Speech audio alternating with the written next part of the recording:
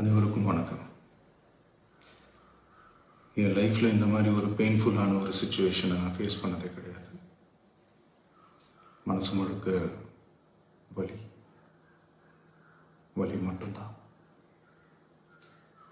இந்த சுற்றுப்பயணத்தில் என்னென்ன மக்கள் பார்க்க வராங்க, அதுக்கு ஒரே ஒரு காரணம் தான், அவங்க என் மேலே வச்சிருக்கிற அன்பும் பாசம். அந்த அன்புக்கும் பாசத்துக்கும் நான் எப்பவும் கடமைப்பட்டிருக்கிறேன். அதனால தான் இந்த சுற்றுப்பயணத்தில் மற்ற எல்லா விஷயங்களையும் தாண்டி மக்களுடைய சேஃப்டி, அதில் எந்த காம்ப்ரமைஸும் பண்ணிடக்கூடாதுன்றதுக்காக தான் அது என் மனசில் ரொம்ப ஆழமாக இருக்கும் அந்த எண்ணம். அதனால தான் இந்த அரசியல் காரணங்கள் எல்லாத்தையும் தவிர்த்துட்டு ஒதுக்கி வச்சுட்டு மக்களோடைய சேஃப்டி மட்டும் மைண்டில் வச்சுக்கிட்டு அதுக்கான இடங்களை சூஸ் பண்ணுறது, அதுக்கான இடங்களை பார்த்து பெர்மிஷன் கேட்குறது, போலீஸ் டிபார்ட்மெண்ட்டில் அதை ரிக்வெஸ்ட் பண்ணி கேட்போம். ஆனால்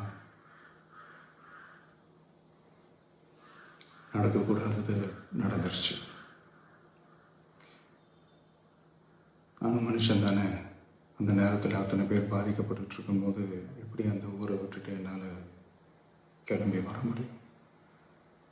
நான் திரும்ப அங்கே போகணும்னு இருந்துச்சுன்னா அதை ஒரு காரணம் காட்டி அங்கே வேறு சில பதட்டமான சுச்சுவேஷன்ஸ், வேறு சில அசம்பாவிதங்கள் அந்த மாதிரி எதுவும் நடந்துடக்கூடாதுன்றதுக்காக தான் நான் அவாய்ட் பண்ணேன்.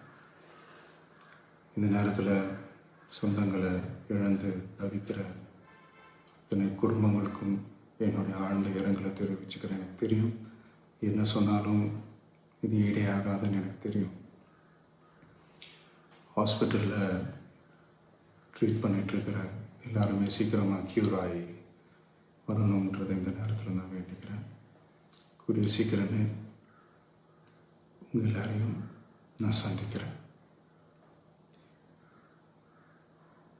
இந்த நேரத்தில் எங்களுடைய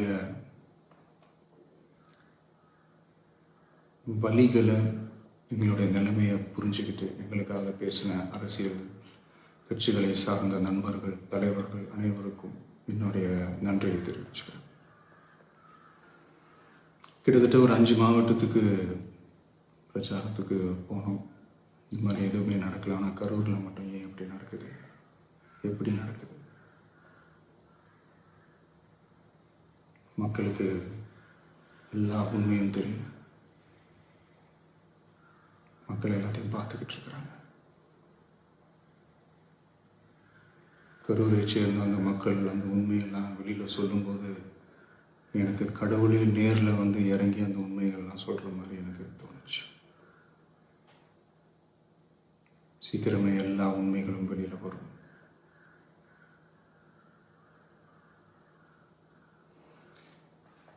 எங்களுக்கு தரப்பட்ட இடத்துல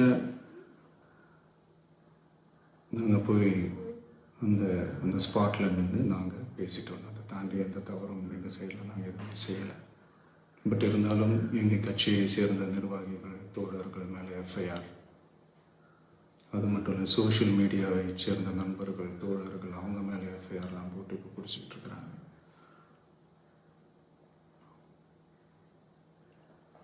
சிஎம் சார்,